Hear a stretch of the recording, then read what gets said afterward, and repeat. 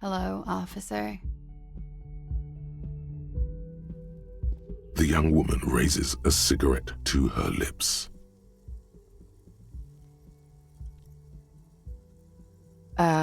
No. There's only one solution to this. You're a businessman.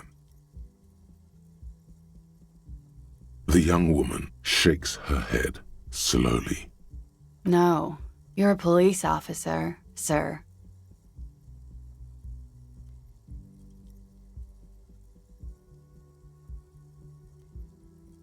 I am, yes. Unless you've been feeding us a set of very well-rehearsed lies all this time. You've been here for 3 days. On official police business, no less. Couldn't say. In truth, so far, mostly drinking.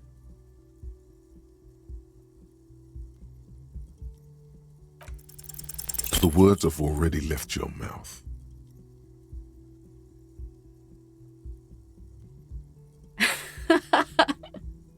What was that? That's not even how words are used. What did you say? Come on, say it again. No, you see, that's not what you said. You said... Come on, man. Pretty, please. One more time. Don't back down now. Say what you said again, proudly. Goddamn right you did. You crazy asshole, you. What kind of cop are you?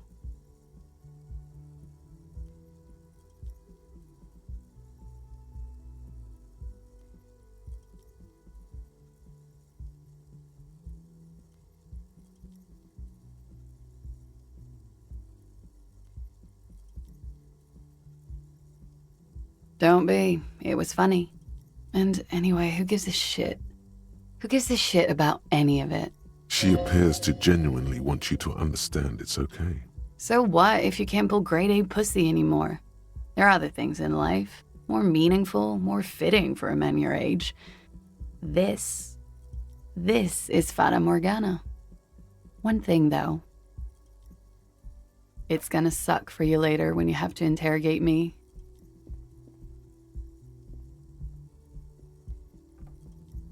And for the record, no, I didn't do it.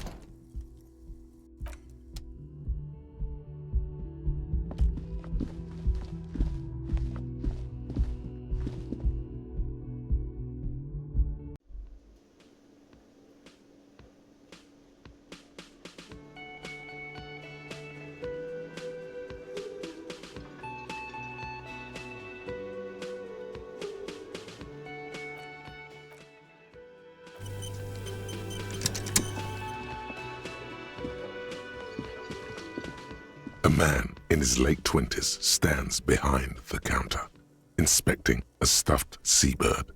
As you approach, he gives you a sideways glance, then looks down again. That was disdain in his eyes. Even now he's purposely ignoring you. A competent work of taxidermy. The white and brown seabird lies among piles of coasters and drying mugs. One of its wings broken. The man is trying to mend it. Looks like the bird was ripped off the shield that was used to mount it, most likely on a wall. Something about it makes you feel bitter. Look, your buddy is over there. Why don't you go and talk to him, okay? He pretends not to hear you, concentrating on the bird instead. Oh no, you're a hero. A real hero cop. Could the massive property damage upstairs have anything to do with this? Am I?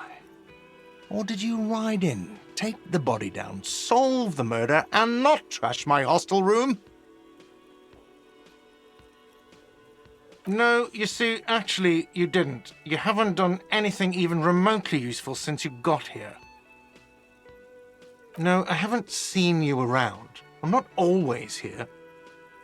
No, I'm not the bartender. I'm the cafeteria manager. No, I'm not the bar. I have 3 cafeterias to manage. 3. Sylvie tends the bar here, not me. I'm only standing in. She just, you know. There's something there, and it's not good. That's all you know for now. No, I'm not the... That period of my life is over. Not everyone who stands behind a counter is a bartender, okay? I'm the cafeteria manager. Mm-hmm.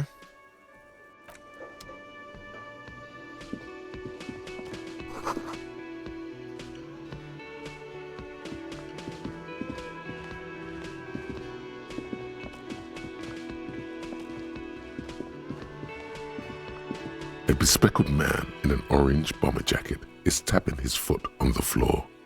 Looks like he's waiting for someone. You.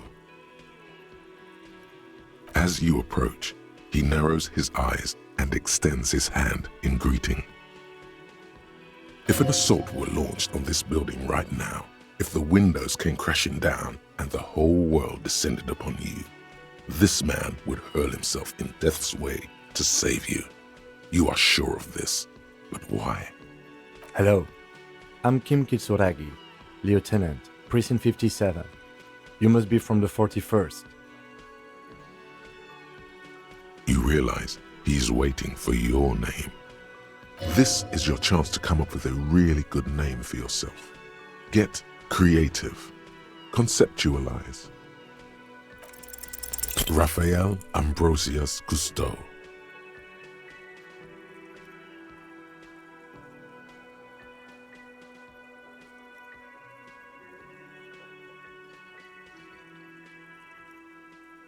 Yes, well.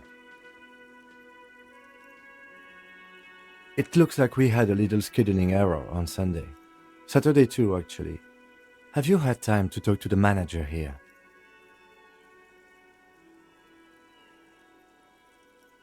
If you don't mind, we should talk to him again. Ask him for a rundown of the area, now that I'm here as well. It also wouldn't hurt to assure him the police are finally here. In full force, I mean. Have you mapped out the initial interviews?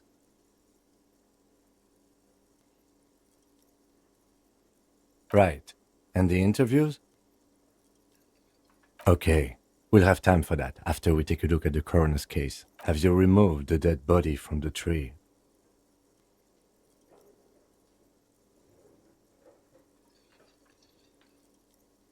Does that mean the body is no longer in the tree?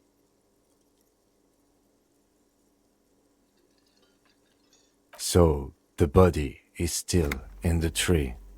This is the first time you detect a weariness in the lieutenant's voice. It is obvious he would have preferred for the body to no longer be in the tree. Where it has been hanging for 7 days straight. We should go there as soon as we are done talking to the owner.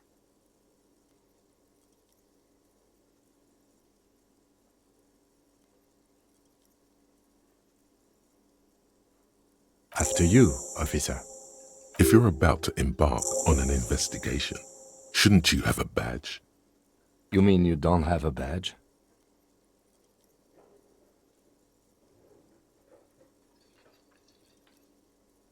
Losing your identification card is a serious matter. My vehicle has a shortwave. You can use it to report your badge missing. I advise you to try to locate it as quickly as possible, but getting the body down should still take precedence.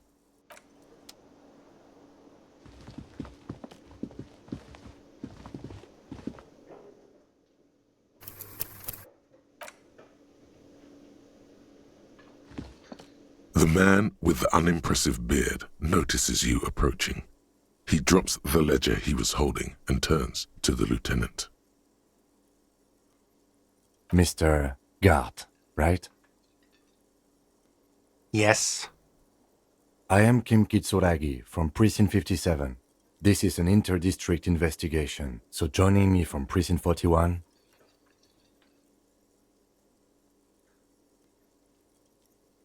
Right. Now, I know it took us a while to arrive at the scene. It also took you a while to call us and report the dead body. It was you who placed the call, yes? No, I only just got here. It was probably Sylvie who called you. She usually works the bar here. I'm only temporarily taking over her duties. Do you have her number? As a matter of fact, I do. You said you just got here. From where?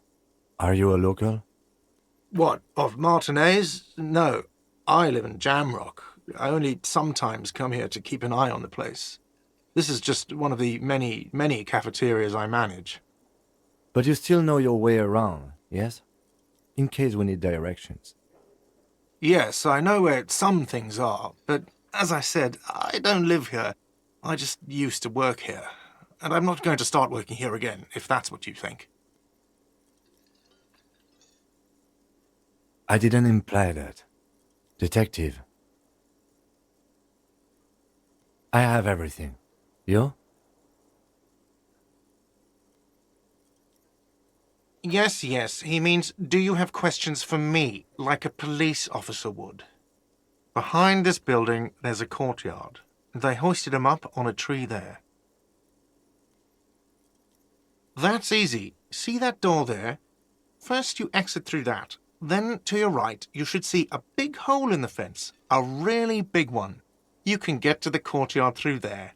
No need for the keys. The hole is big enough for the Franco-Nigerian cavalry to fit through. Does he want you to feel guilty of making that hole? It's implied in his voice. I don't know who killed him. I'm not the police. The lieutenant turns the page in the little notebook he's been scribbling in. She went away because none of your business. Oh my God, what is your obsession with this Sylvie person? Maybe it's he who's obsessed with this Sylvie person. Let's go. Not so fast. You owe me 130 real. No one is saying the multi-pattern necktie you found tied to the ceiling fan can talk. No one. It must be merely imagination. But Let's bail! Time to push the eject button! Sounds like a responsibility! You don't like those! no, don't listen to him. It's madness. Just talk. Oh, excuse me. You owe me 130 real. The IIR, or Inter-Isolary Real, is the global reserve currency. Whatever part of the world you're in right now, it's safe to assume he means you owe him some money. Wow, you're a genius. Yes, that's right, money. You owe this establishment 130 real. Who does that clown think he is? Arrest him! No one is saying that! No one is saying that Ty can talk! That would be ludicrous! It's just that you should arrest him! It would be wiser! He wants to take your money!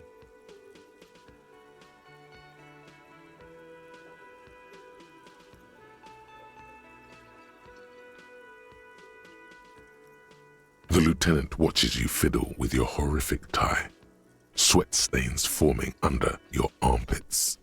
He puts his hand on your shoulder. If you don't have the money, it's okay. None of us are in this for the wages. That's cop 4. I haven't offered to pay because I don't have any money either.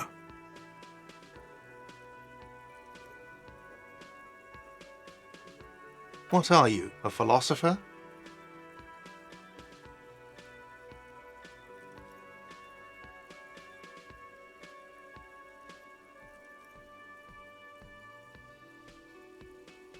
Money is what grown-up people use to pay for things. Things like this hostel room or 8 bottles of potent blend and 9 packs of Royal Extra. We use it for everything, really. Are you serious? From your work? I don't know. You can take bribes, I guess. I'm sorry. I don't think cops can take bribes. Some do take recompense, but only to survive.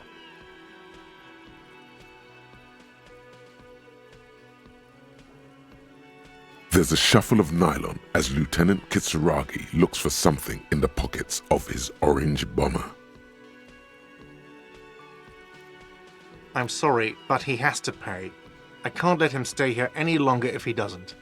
If he doesn't have the money by tonight, then Officer, maybe you are better off working this from home for now. You live in Jamrock, right? It's not that far away. You mean somewhere else to run up a huge debt? I don't think so. The union squeezed most places out of business to fund the strike. You're better off home. Officer, you really need to take this up with your station. I have a shortwave radio in my car. Call them, ask for assistance. We have to get this investigation started now. Good luck. By the way, where is home? The address is coming up blank, and this place sure isn't it. But you've been at this hostel cafeteria for only 3 nights. Where were you before? You had to be somewhere.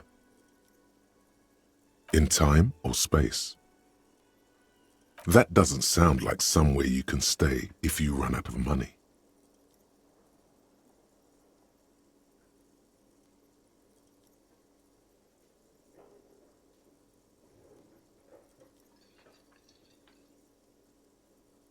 Entertain the thought when you get the time. Maybe being a hobo and a cop has its advantages.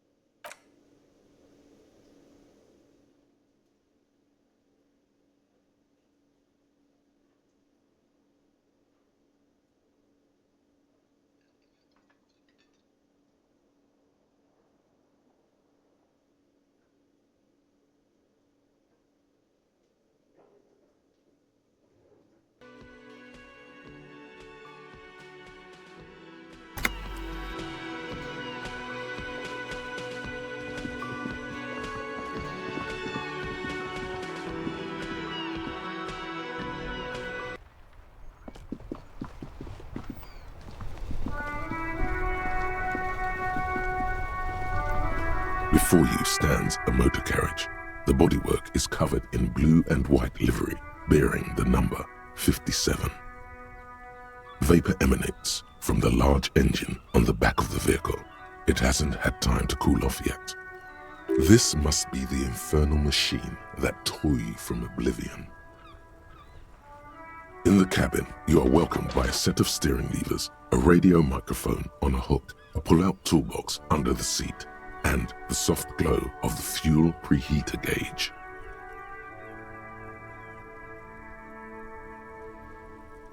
The frequency tableau lights up, and a green button labeled Prime Line glows like a feline eye.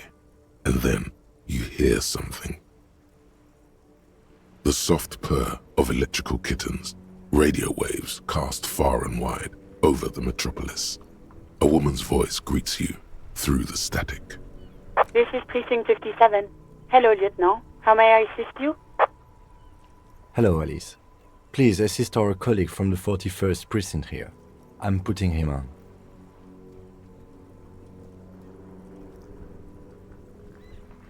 This is Officer Alice Demetri, Precinct 57. How may I assist you? Just a second, officer. 10-2, 10-5. This is 41st. Come in. Over. A scrawny old man sits in a dusty cubicle, smoking. with a large white rectangle sewn on his vest. In front of him is a box-shaped apparatus with an array of wires and antennas. The radio switchboard. 10-4, what's your status? Over.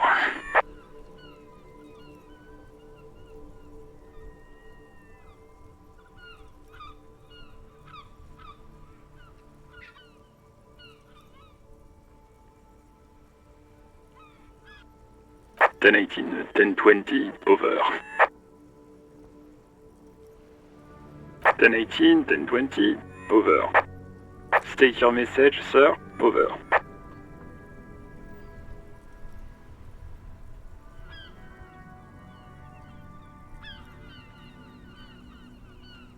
10-4, I hear you. I don't have the authority to grant your request, but...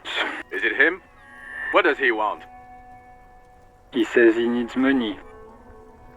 Don't give that asshole anything. He's just gonna drink it all. Alright, that's a negative on the additional funds, sir. Over. Anything else, sir? Over. Roger that, 10-10. Over. 18 kilometers to the south, in the 41st Precinct's relay booth, a small crowd has gathered around Communication Officer Jules Oldboy Pidier, around a dozen cops. The small room is filled with cigarette smoke, abuzz with laughter, when Officer Judith Minot enters. Her left arm is in bandages. What is going on here? Did something happen? What happened is my partner made contact. It's not good. He seemed confused, delirious even. Mac, the torso Torson, is finger-fucking his fist, laughing hoarsely and apparently telling some dirty story to his partner, Chester McLean. Yeah, Mullen was fucked alright. Sounded fucking drunk to me. Yeah, Mac's right. This was some gnarly shit there. I mean, before he started begging for money, it was... Enough! None of this is funny. It's fucking sad. That's what it is. He's a cop. He's one of us, goddamn this. We must help him.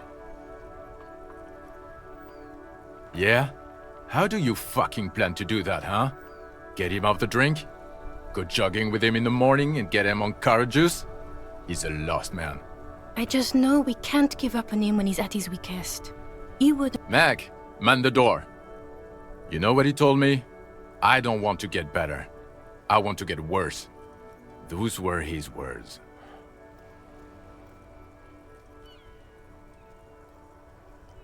This shit does not leave this room. Not a word of this to the captain. Or anyone else. We'll give him a couple of days to pull his shit together. I guess I can hold off the report for a few days. Good. Okay, everybody. Nothing but a prank call here. We all got our laughs. Now get back to work. Far north, on the other side of the motorway, the officer quietly hunches with his hand in the motor carriage. This is Precinct 57. How may I assist you? Of course. What is the number, officer? Yes, hold on. Her number is 005 1944 298. Received. Hold on, officer.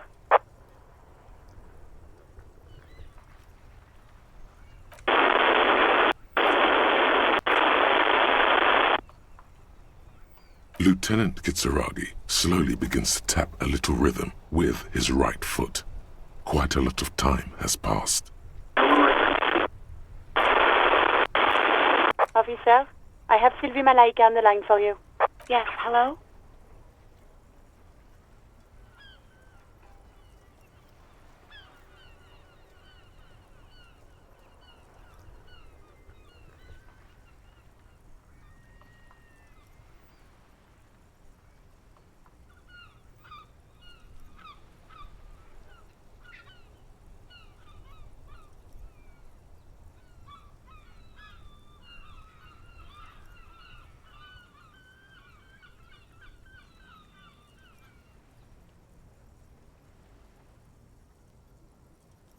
Oh, right.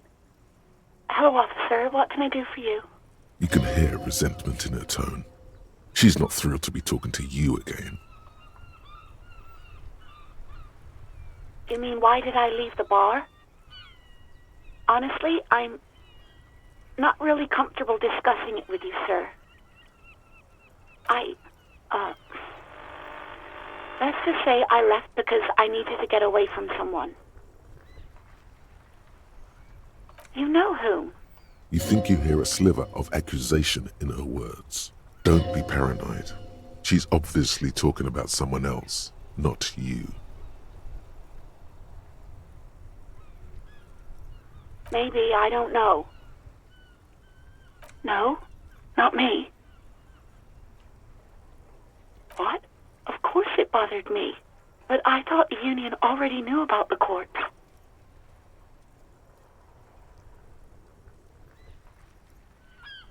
No one calls the police.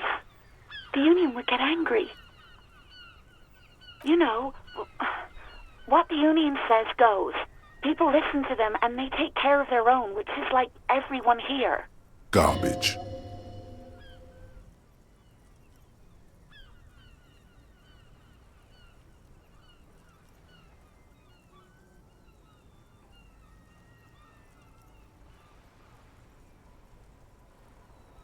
Legally, no. In reality, yes. Martinez is de facto policed by the dock workers' union. Words are not necessary to feel the lieutenant's discontent for the situation. Mm-hmm. I didn't want to get in trouble with the others. Push her further. Show her the error of her ways. No, don't push her. It sounds as if she's about to cry. The other people who live around here. Local people, I didn't want trouble. Her voice is resigned and weak.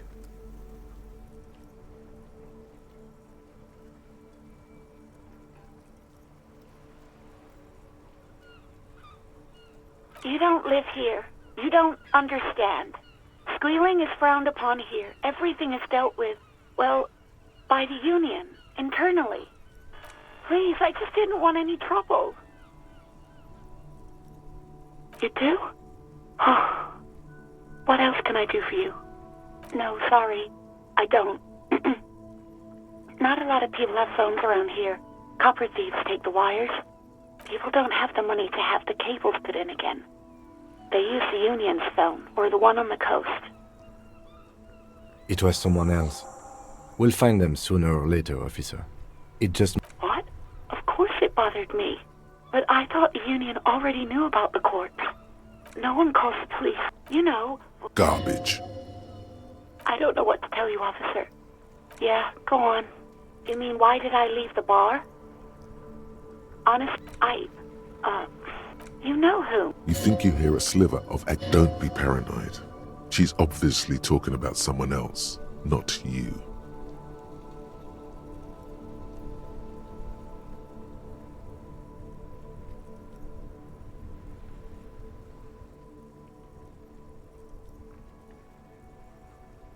I really don't want to talk about this.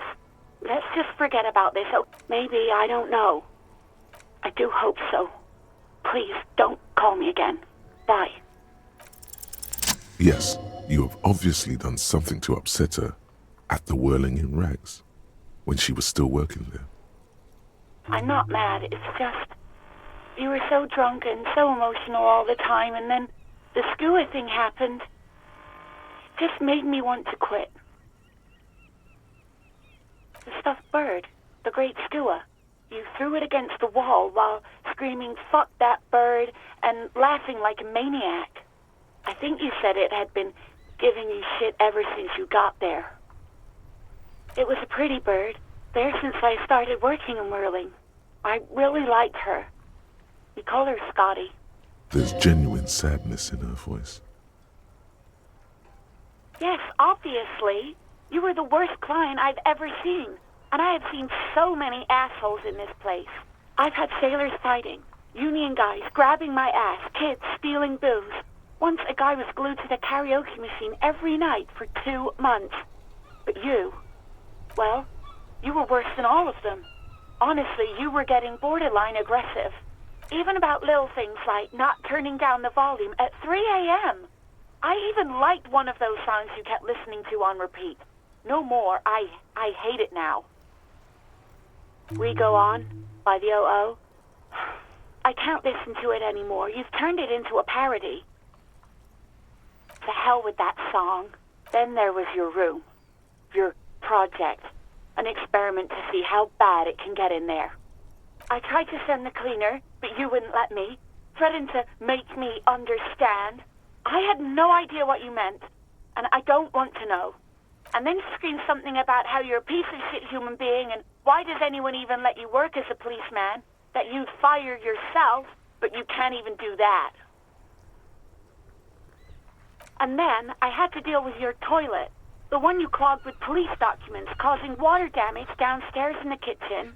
I won't even mention you waving your gun around, harassing customers, threatening to sing karaoke, threatening to kill yourself. The ones I had to wrench out of your toilet. Damn it, I don't remember what I did to your damn papers. I don't remember every little thing I do. Especially when there's a hurricane loose. It's your fault for losing them. Not mine. Something in you wants to immediately forget about this, as if there was a reason you threw them away. No, you really weren't. You were simply the worst.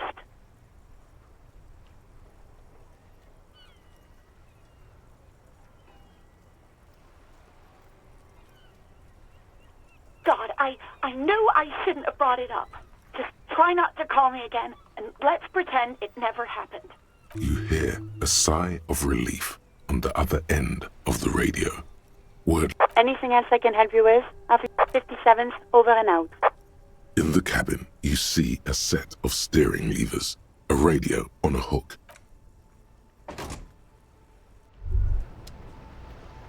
Hey, so we've been monitoring you internally, and now we know your Copo type. Yes, guess what's yours? No, you're the sorry cop. The cop who's sorriest. Let's make it official then, shall we? Huge lack of enthusiasm going on in here. Oh, you know, Apocalypse, Superstellar, the advanced interesting cop, liquid shadow cop. But you're too sorry to say those things. So, here we go. What? Jealous of the sorry cop? I think they'll be fine. Don't worry. They'll be super fine. It'll be totally okay. You can dual Copo type from sorry to anything.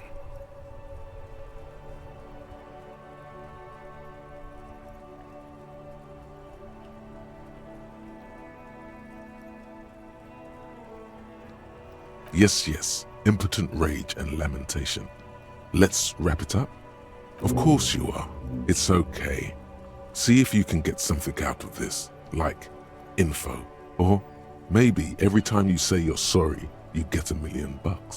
That won't happen.